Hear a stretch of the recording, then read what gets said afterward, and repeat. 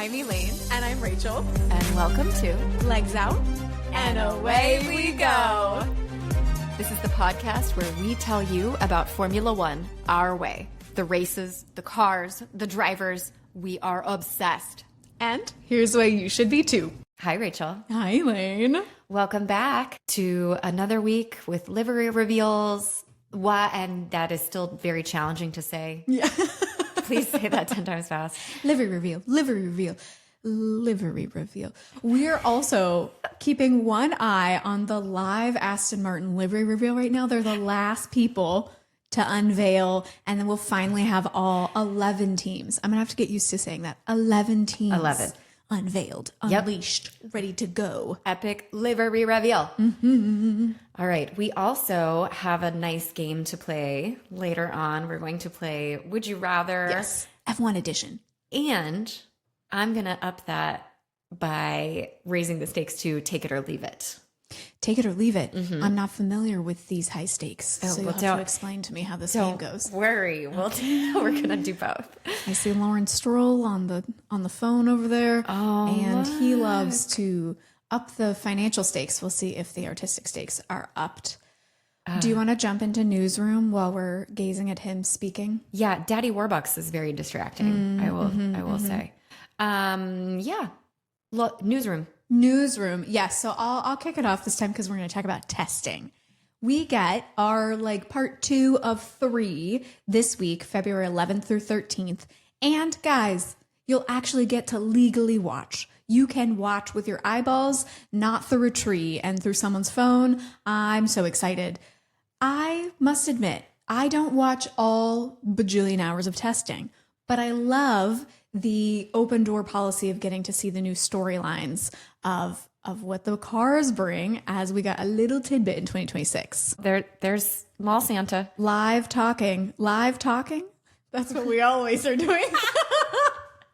Live streaming, live watching. The Aston Martin drivers have arrived. This may be very distracting. This is really distracting. I'm having a really hard time focusing. Yeah. But yay. Yes, yay. And I have a quick update for you. If you are an American viewer, we know that Apple TV has taken over the rights from ESPN in America. And that means that, unfortunately, you used to have the choice of straight through F1 TV or ESPN or wherever else you were watching. And when this was announced, I was like, I'm ready to riot. If you take away F1 TV from me, I will riot. But thankfully, Apple TV has done a thing that as long as you are an Apple TV subscriber, you then just have the added bonus of being able to log into F1 TV. So all of that content, like the pre-show, Julian Palmer's talk back kind of things, the tech talks, all of those things will still be available to you as long as you have paid through your Apple TV. I mean, thank God. Mm-hmm. Also, the tech talks, even for me, are very interesting. Yes. I know they're your favorite part. Yeah, I love them. Because it's Rachel. Yes. But they're actually very interesting, and they're very easy to understand. That's it. So yeah, check those out if you haven't. You definitely should. I did do the little activation thing this morning because I was like, this might be too good to be true. Mm-hmm. But it actually does work. And so all of the back content is still there. You can watch the old races. And so I'm delighted that you can now do that. It's like $12.99 a month or $99 for the whole year, which is actually slightly cheaper than what I was paying for F1 TV. Mm-hmm. And I do happen to like some of the Apple TV shows. Yeah. I love Shrinking. Oh. Have you seen that? No. Oh. I think that's on my list, though. Is it good? It's so good. All right. It's funny, but it's also really heartfelt. Aww. But also not schmaltzy heartfelt. Yes. It's excellent. I love it. Oh, there was another show that I watched on Apple TV, and it had Steve Carell in it. And he was a therapist, and he was seeing a serial killer, and the serial killer kidnapped him and was basically kidnapped him and kept him in his basement saying, fix me. I need you to fix me. Yikes. It was such a good thriller. Ooh, okay. Okay, yeah. So let's post our recs. Yeah. We can post. Okay, great. Our Apple TV recs alongside Watch F1. You can also watch these things. Yes. Also, we skipped right over talking about the Olympics. Have you been watching the Olympics? Oh, Elaine, You know, because your phone was blown up by.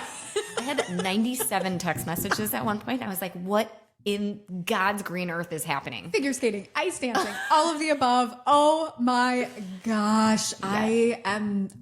I get so much joy out of watching these people be watched by their teams. Yeah. And do these insane things. And particularly with figure skating, they look nervous. Mm-hmm. They look in control, but they look nervous. Yeah, you can see the jitters. Yes. And then they get like 75% of the way through their routine. And they're like, yes. And I love it. Oh, I love it. It's so relatable. It is so relatable.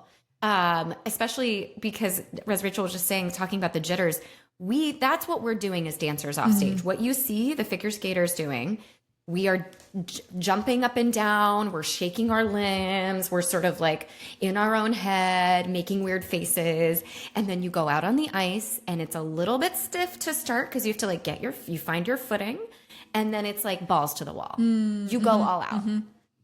This is continually an interesting like psychological question for me because I have done a couple things recently that required me to be like dropped in, completely present from the moment I step on. That sometimes I'm opening the show. And so it's like, I can't show. Right. Amber Glenn, nerves. I love that girl. I'm so glad she did press through, but boy, was she nervous. Yeah.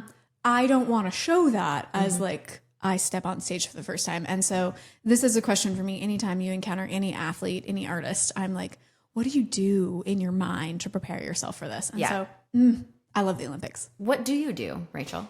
It depends for each show for me, depending on whether I'm like playing a character or whether I'm being myself and it's just straight up like dance for dance's sake. Yeah. Particularly if it's a character, I do a lot of kind of, it's not meditation, but I like kind of drop in. I'm a little methody sometimes. And I am a little superstitious. I feel like anytime anyone gets to ask the drivers, like, do you have a routine? Do you have anything that you have to do before you get in the car? And almost all of them are like, no. Yeah. I get into the car the same way. Yeah. And that's it. Because you do want to make sure when you're at that high level that you don't have anything that could throw you off. Because like, what if, I don't know, what if you always eat an orange before you get in the race car? Listen. And then catering doesn't have any oranges for you. And you're like, well, I'm going to lose today. You want to like scrape out all of those possibilities for mental like throw offs, basically. War games. Exactly. Yes. But I am a little superstitious. I do like to kind of, for each thing has a little bit of its own ritual. I wouldn't say it's a superstition, but I have a bit of a ritual for each thing. You're a little stitious. I'm a little stitious for all those Steve Carell fans out there. What about you? Well, first I wanted to say the F1 movie did a great job of showing that because Sonny Hayes always puts that card in his pocket. And the one time he realized he didn't have it and they were like, Javier Bardem, what is he doing? And he said, he's driving angry because he doesn't have his card. That's what he sounds like. You're really good. I went hard on that one. You really did. Fully committed. But so I also maybe I'm a little stitious, but the only thing that I know that I do like that is right before I'm about to get on an airplane, I touch the outside of the airplane with my fingers. Oh, interesting. I don't know why. I just saw someone do it one time and I was like, oh, what's it like to feel the outside of an airplane before you get in it? And now I do it every single time. Grounding. Yeah, I enjoy it. Now I do it. So if you want to borrow that, you are welcome to it. But I was talking with someone recently about what it's like to be in a role and what it takes to prepare. And I think I said, even if it's not a role where you're playing a character, for instance, our coils dance that we just did, you could say, oh, well, there's nothing behind that. But we talked and thought about the chain reaction of the things that would happen in an engine, in a coil, in a car. We talked a lot about them. True. And we made sure that was realistic and it made sense. Yeah. Even if it's not a human character, you could play. Yes. A coil. A piece of metal. I think, but then I enjoyed the mental prep for that because for me, I was able to sort of shut down. I'm a very emotional person. I'm an emotional dancer. I wear everything on my sleeve. So to be able to just shut that down and just think about pure physicality and relationship between us, that felt really nice to me in a different way. So Anyway. Engines. They're the solution. Yes. And for all of you who are listening but are not following us on social, that was a nice little segue to remind you that we just did a 2-part segment comparing F1 teams to the ice skating pairs. Yeah, the pairs. Yes. Ice dancers, ice skaters. Dancers. Go let us know if you agree or if you disagree, because we like that. I just did the second part a few nights ago. Yes. No, I'm thinking about where we were going next, Oh. which is social media, which is social rumors in pop culture. And I feel like this is not an area that we usually drift into because we care about the drama, but we care about the on-track drama. However, Lewis Hamilton has a history of letting his relationships color his on-track performances. And also, I hope that you can explain this to me, but apparently his new alleged romantic partner, Kim Kardashian, has a curse. Oh. Do you know about this? I would like to lie to you and say yes, but I Okay. don't. Oh no, I'm now in the sea of having to explain pop culture. Always bad. Apparently everyone she's dated has like been really successful, and then after they have dated, their success has crumbled. Huh. Something bad has happened to them in their career or something. And I'm like, get Away from Lewis away Hamilton. from Ferrari. Get away from Lewis Hamilton. Don't. Do you have any opinions? Yeah, I think he's crumbling his own success Oh, shoot. single-handedly. I don't think he needs help. I don't mean that in like a truly negative way. I just mean that like he's dated literally he's like boop bap boop. Let's call Shakira. He dated her for like a month or two. Like I don't take this seriously. Okay. They were at the Super Bowl together. Yeah, and Yeah. they looked beautiful for all the pictures that were taken of them. Well, it a little bit feels like this felt like a confirmation to me because the rumors had come out pre-Super Bowl. So, even if you're not online, Yeah. your PR people are going to be like, hey, so your little romantic tete-a-tete in Paris has gotten out to the public. Tete-a-tete. Tete-a-tete. I don't know if that's the correct front, but we're going to run with it. And then if you then decide, okay, we're going to attend a very public, well-publicized event. That feels like confirmation. I just want to say that one of our friends said she doesn't trust somebody with that big of breasts. And I happen to agree. Fair enough. I'll trust her. You can judge your trustworthiness however you want, and that is a way. Why did I say breasts instead of boobs? I don't know. I think you were trying to be a little delicate. I was. But That's my middle name.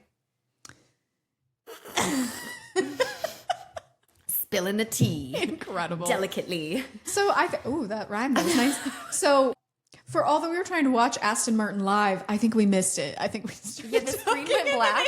Yeah, it looked like, I don't know if that was part of their thing. Like color blocking scheme was intentional or if they just had technical difficulties. But last I saw it was the like when your screen doesn't work. Yeah. And now it says the video is private. Okay. Aston Martin, excuse me. I'm gonna pull it Oh, up. it's live. It's still live. Oh, it's still live. Lawrence Stroll is still speaking. Is this real? Deep fake. I'm so confused. It's a deep fake video. Oh, God. Okay. Well, rather than us continue to be perplexed by technology, let's talk about the car that we have seen today that was unveiled this morning. Too much fanfare. Yes. McLaren. I'm gonna give you one word. It's from Winnie the Pooh. Mm-hmm. He reminds me of the childhood character Tigger. Oh. You know, with the orange and the black stripes. Yes. Oh, well, we're going to be thinking Winnie the Pooh and Jungle Book for the whole rest of the season, The I wonderful guess. thing about Tigger is a wonderful thing about you. There was a rhyme. There was a rhyme. There was a rhyme for him. Anyway, yeah. Okay, so let's pull up the picture. Give me your thoughts. So the trick is, it's always a difficult onus to put on these teams where we're like, great, you did a wonderful thing last year. Now, if you redo it the second year, we're like, we hate this. It's awful. Why can't you change it? But I a little bit feel that way with McLaren. They have changed the sponsor logos that are in that black stripe there. And I feel like for some reason, I don't like it as much this year with the ad placement. But I do like the little McLaren logo on that barge board. That's a nice little new detail. But otherwise, same but different. Good job. Yeah. Other than that black tiger stripe. Yeah. Okay. You did it. You did it. Okay, so tell me, we still haven't seen the car, but you have race suits down for Aston Martin. Yes, because I scrolled right past a picture of Lance Stroll and our famous Fernando Alonso Santa in their new race suits. And I was like, what is the difference? I don't see anything. And then I scrolled the comments and someone said, wow, what a cool stripe down the side. Love the new sides. And I was like, oh yeah, I guess there's this interesting like lime green stripe with the black line down the sides, which actually, good. Once you notice it, quite cute. Okay. Cute. Well done, y'all. Well done. Yeah. Lance Stroll is speaking currently on my phone. And good. That's scintillating. Yes.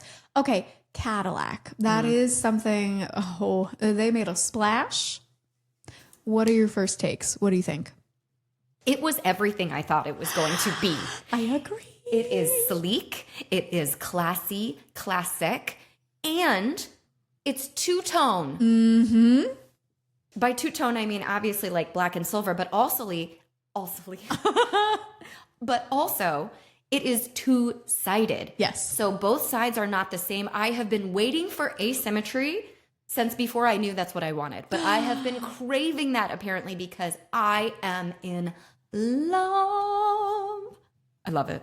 I am so glad to hear you say that because we often disagree on whether we like liveries when they take kind of a big swing. Yeah. But I think it may have replaced Red Bull for me as my favorite livery this year because last week I was like, oh, I'm really bummed there's not going to be any color and it's going to be so boring. And yet they somehow managed to find a way to make black and white or black and silver, whatever it is, so interesting and so unique and eye-catching. Yep. And also a better way of doing the BAR Honda zipper livery. Have you seen this? Bar Honda. Bar Honda. Yes, they did. So one of the rules for the cars is that you can do whatever you want with the livery, but the cars have to be the exact same. Yeah. So if you have like two title sponsors, you can't make one of them clean and the other one, what's another energy drink? Monster, I guess.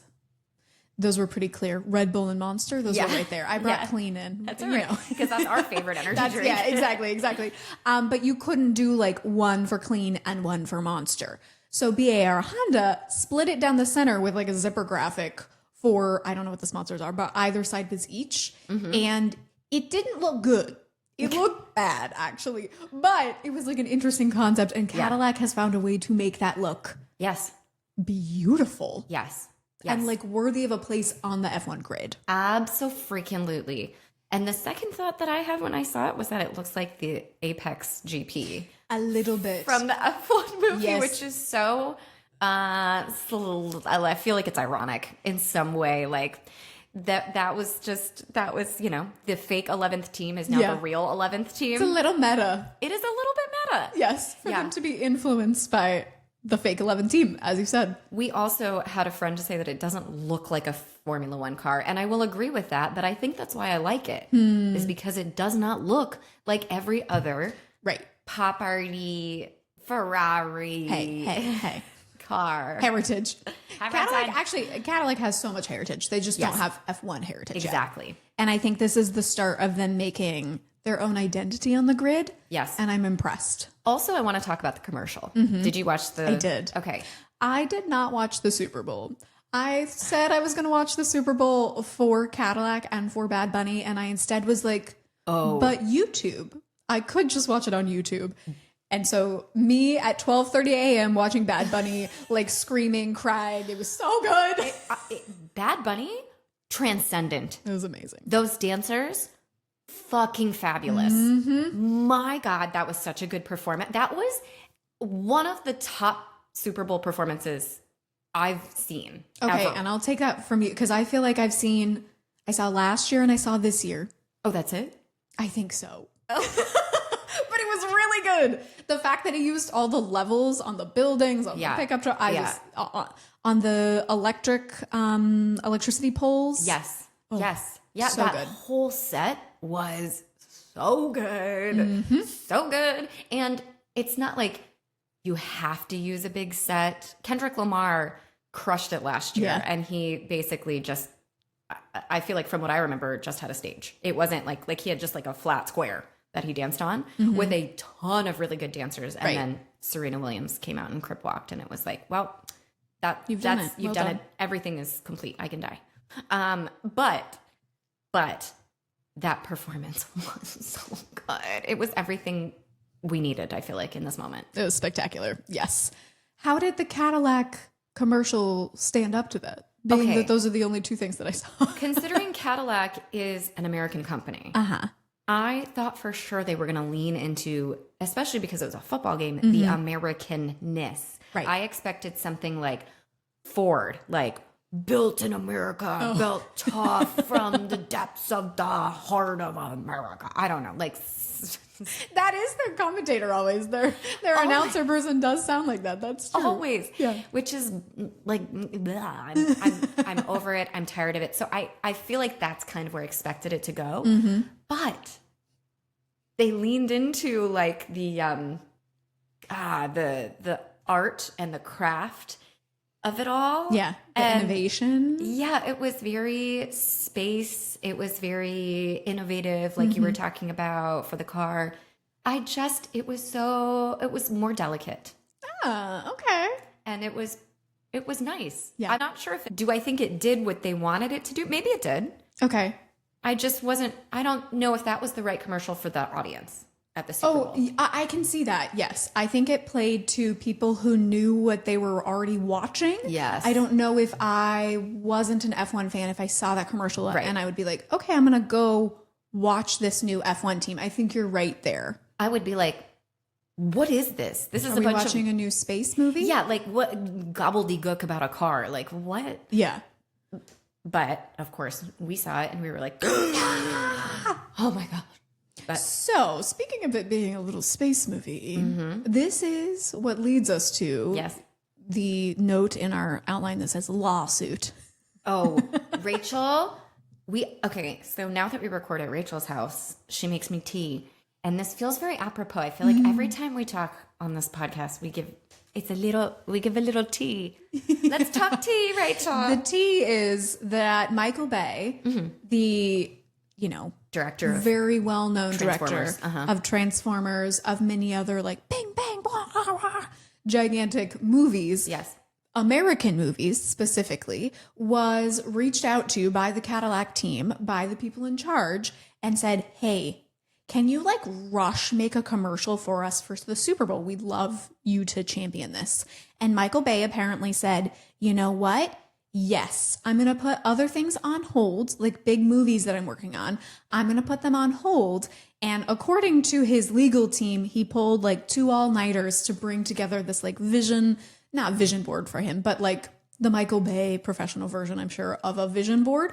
And it included this kind of like spacescape, these kind of like orangey tones to the landscape, very like Mojave Desert situation, and was going so far as to hire his team to do this like 2-month turnaround for this commercial. And then he got a text apparently saying from this like third-party agency that they were working with that his services were not needed and they were going to go in a different direction. And so his lawsuit is that they basically took his ideas, took his storyboarding, took his vision for this commercial, and then went and got a cheaper team to do it and just left him out in the cold. Wow. Yeah, exactly. Shade. Drink that tea. Seeing the commercial, I'm like, yeah, that looks like it's got Michael Bay written all over it. That's true. But it's like, I'm ready for more information to spill out about this for me to make a decision one way or the other. There would have been explosions. I feel like there would have been at least one explosion if Michael Bay had gone through with it. Don't you think? What would explode? Anything. Anything. A rock. A rock. Okay. Air. His movies do tend to have a lot of explosions. I mean, you're correct. It's a little insane. But okay, here's what I think will happen based on no experience or knowledge of the law whatsoever. I think they'll go to court, and I think Cadillac will have to pay for his time. Yes. So whatever his rate for working 2 all-nighters, probably bajillions. Like, exactly. Like at least $1 million. They're going to have to pay that. Yeah. I'm sorry. If you paid for an advertising spot in the Super Bowl, you should probably just go ahead and pay Michael Bay. You're already just like taking buckets of money and just like throwing it out into the sky and hoping it snags on someone's attention. I mean, you should probably just pay Michael Bay. Well, generally, you're obviously saving money on your drivers, so I think I was not prepared for that shade. You have Elaine's a stab. This is what happens when you're hungover from the Super Bowl. You can say whatever the hell you want. Yeah. Okay, we'll move us neatly, delicately, right along to Williams. What'd you think? Okay. This is slightly controversial because I think we disagree on that. I like it. Okay.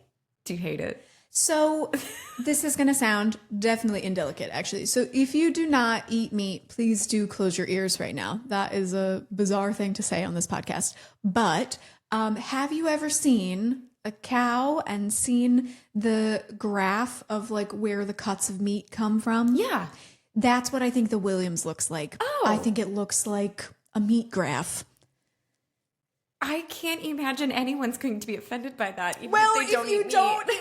If you don't eat meat and you're like, don't cut up cows, which fair. Mean, yeah. But that's what I feel like the Williams looks like. It's the like, here's the loin, here's the chop, here's the. I think that's cute. I hate meat, don't. So I think I love the Williams team, Yeah. and so I'm going to still what? I just think it's funny.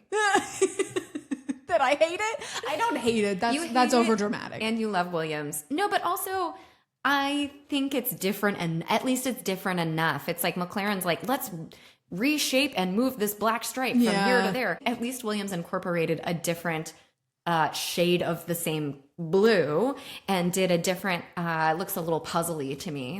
Which is cool. Maybe that's a kind of way of saying this. It looks puzzly. Yeah. And you're puzzled. And I am puzzled. I do think it's important to recognize, as I'm critiquing them for looking a little puzzly, the reason that they look puzzly is because they have a metric crap ton of sponsors now. Think about like 6 years ago where their suits had like 2 patches of names and that was it. Ugh. They now are fully funded. They're moving towards the championship winning goals. And George Russell was crying because he got 10th place. I mean... You remember that? However, Elaine is always ready to skewer George Russell. I don't remember that specifically. Oh, I'll never forget little cryboy George. Oh, so sweet. But we love emotions. We do. We do. Anyways, Williams, I'm proud of you guys for being out on the street and making sure that you get that funding. I just wish it had been a little more integrated, in my opinion. Cool. Do we want to pause and see if Aston Martin has actually made their car visible to anyone at any point?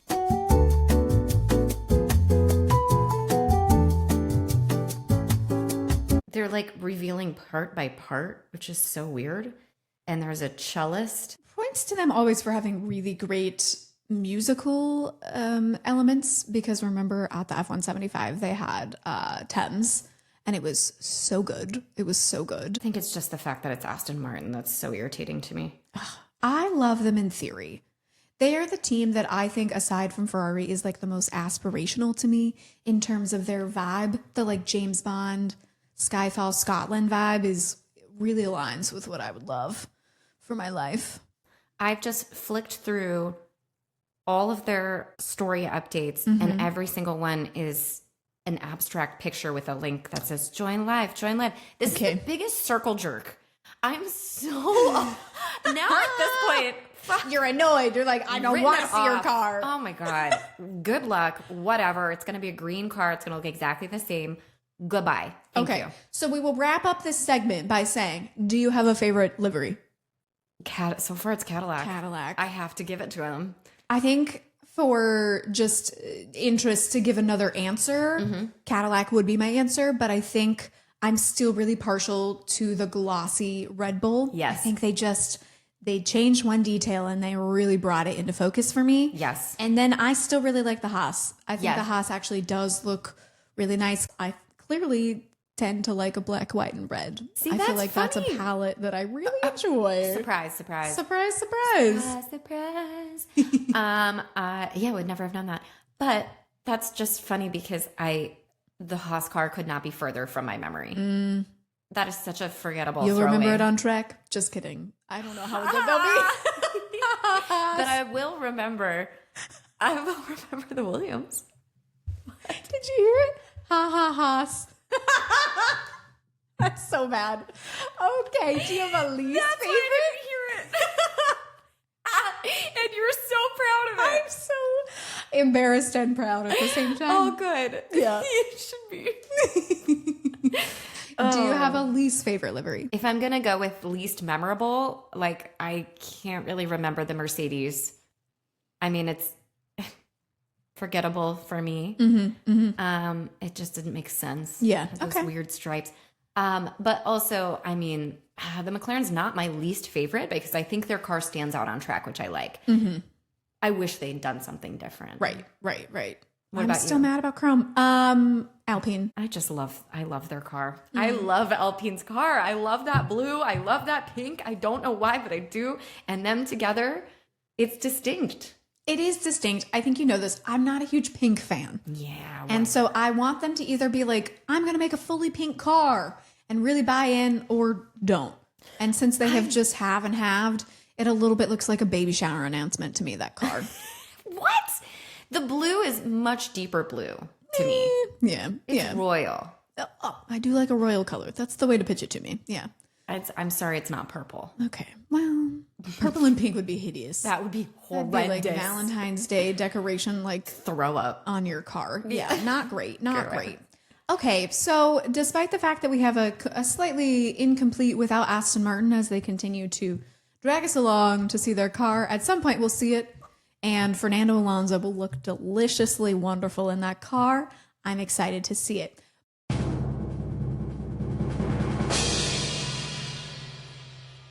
Okay, we finally have the car. We found it.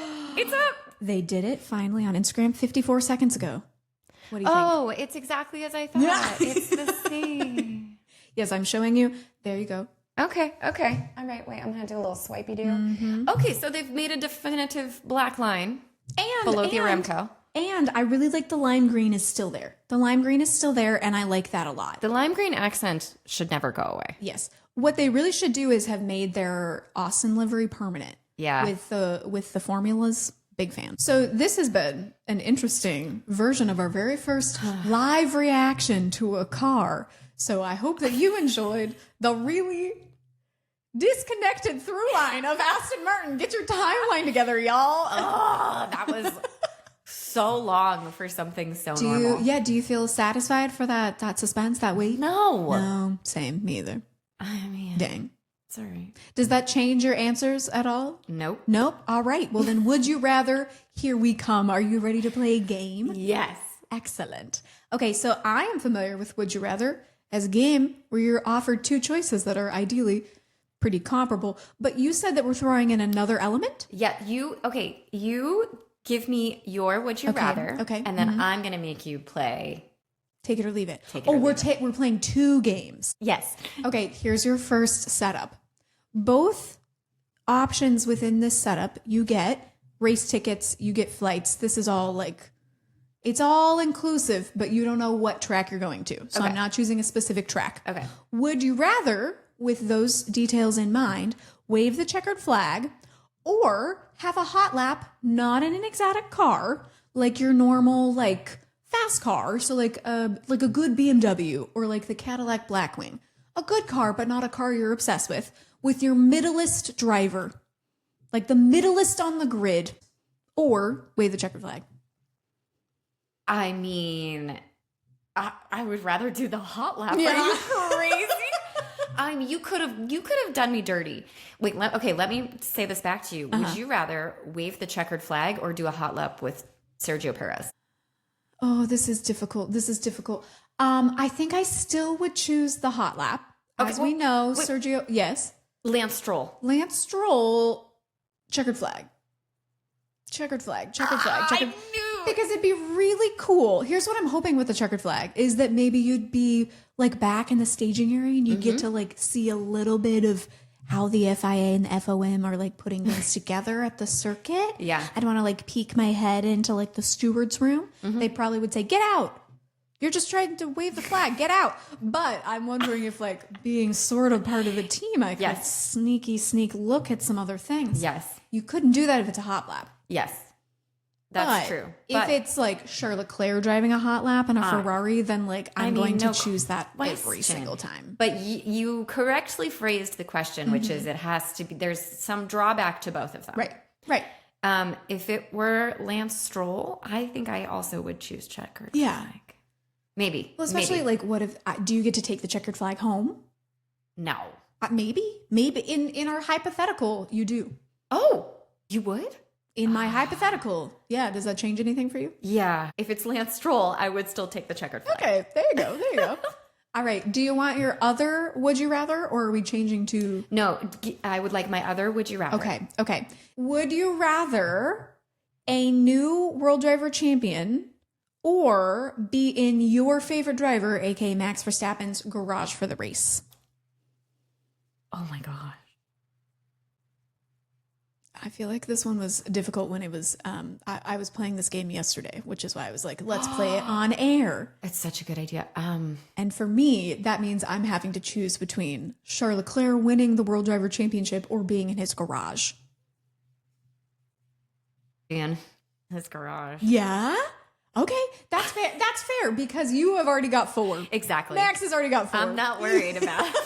I'm not worried about it. For me, I wanted to very valiantly choose World Driver Championship because my guy needs help.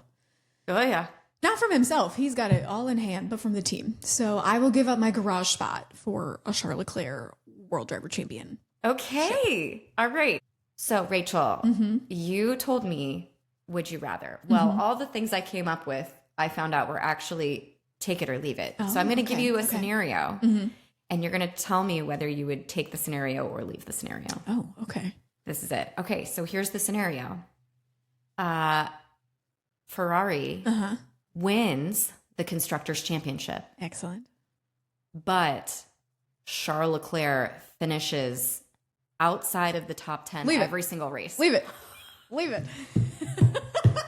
Leave it. That was so fast. All the discussions we've had of like, am I a Ferrari fan? Yes. Am I a Charles Leclerc fan? Is unfortunately probably being summarily decided right here, right now. Yep. Do I want Ferrari to win? Obviously. But if it means at the expense of Charles Leclerc within that team, no. Oh, no. That was my goal, actually. When I was thinking of these questions, I was like, what I'm really going to ask is... You're just going to make me choose between my testing your loves? loyalties. Thanks a lot. That's what we do. Okay. Take it or leave it. Charles and Carlos are back together again at Williams. Oh, Williams in 2028, 2029. Oh, this is Elaine. These are evil. Oh, this depends so much on how this year goes because I am scared that Charles is going to need to leave Ferrari at the end of this year. I'm very concerned. I hope and pray not. I hope and pray that is not going to be a scenario that needs to be looked thoroughly at. Yeah. But for the purposes of knowing that things tend to go poorly for my teams, I'm going to say take it because maybe Williams is going to be excellent. And Charles will go there nicely. Okay. This is horrible. I hate this. Thank you for playing. Yes. Take it or leave it. Excellent. Oh, those are good. Yeah. Okay. One has come to me for you. Oh, good. Yuki is back and Yuki is succeeding at Red Bull, but it's because Max Verstappen has retired. But he's still racing somewhere else. Leave it. He's just, okay. I should have known. I'm not surprised. He's retired, but he's racing like outside of Like Formula GT. 1. Nope. Yeah. Leave it. Leave it. Leave it. Bye. Leave it. Goodbye. Sorry, Yuki. So we do sorry. love you. I love him so much. Yuki, which by the way, newsroom segment, Yuki has been confirmed as the Red Bull and V-Carb reserve driver for 2026. Bless. Mwah, mwah. How Thank bittersweet God. is that, though? Very. However, he's still in the wings. He's still in the wings. He has not been escorted off the property. Apprenticing? No, I don't even want to call it apprenticing. Understudying. Understudy. I don't want to say that's what it is because That's the he's hardest done it. role to me. It really is. Now, having abysmal. been in core and lead it, like in all the different roles that I've had in companies, the hardest thing is being the understudy. Yes. It is so difficult. Yep. It's really draining. It messes with your mental state and the idea that you have to pick up the choreography just as fast while not getting a chance to fully do it at any moment is the worst scenario. Yes. Well, it's just like, for me, I remember getting thrown into a duet that it was all of a sudden like I was apprenticing for a company I'm understudying and they were like, okay, do the duet now.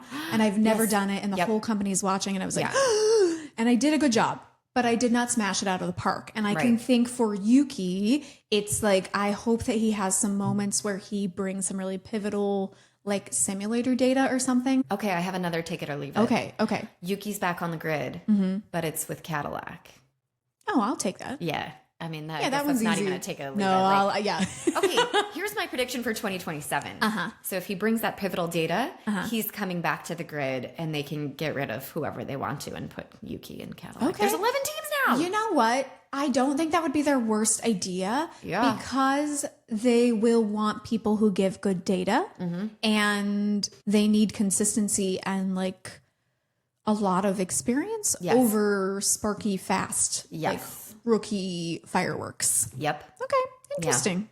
Interesting. Yeah. Also to note, Jack Doohan is a reserve driver. Yes. I am delighted, but not at Alpine. No. Thank the heavens. I stand by what I said. Which is? Pierre Gasly is good and he shouldn't be at Alpine. It's Oh, better well, than that. Alpine, sell. Just sell. Just sell. Let's get this under good management because you got a good team. Just You got revamp. great people. Just sell. Well, but not to Christian Horner, to be clear. Restructure. Yeah. To be Christian Horner out of it. Yeah. Have you stuck your prick where it doesn't belong? Don't be near Formula One. Get out. Yes, I agree. I was not prepared for that. so but sorry. Yes, you're right. You are right. Just get out. Just get out. Get out. Okay, so in this episode, we've heard Would You Rather, Take It or Leave It. We have had the ongoing 50-minute long suspense of the Aston Martin car. That was fun. I enjoyed that. And what are we going to talk about next week? Testing. Testing. Let's talk about testing. Let's see if we're actually going to get the results. We've been talking nonstop about how the cars look, how the drivers are acting, what they're wearing, who they're doing, who they're not doing, how they're training. We haven't even gotten to the bulk of that. So let's talk about the actual performance next week. Oh, I'm so excited. I don't want to talk about Lewis and Kim. I want to talk about cars. Exactly. Yes. Oh, we're so close. Get her bazoomas out of here. All right. Every metaphor possible for boobs. Well, that was a weird episode. Thanks for joining us on this ride. And stay tuned. Check our social. Stay involved. Write us. Chat us. DM us. All of the above. And we'll see you next week. So with that, it's legs out. And away we go. We'll see you next time.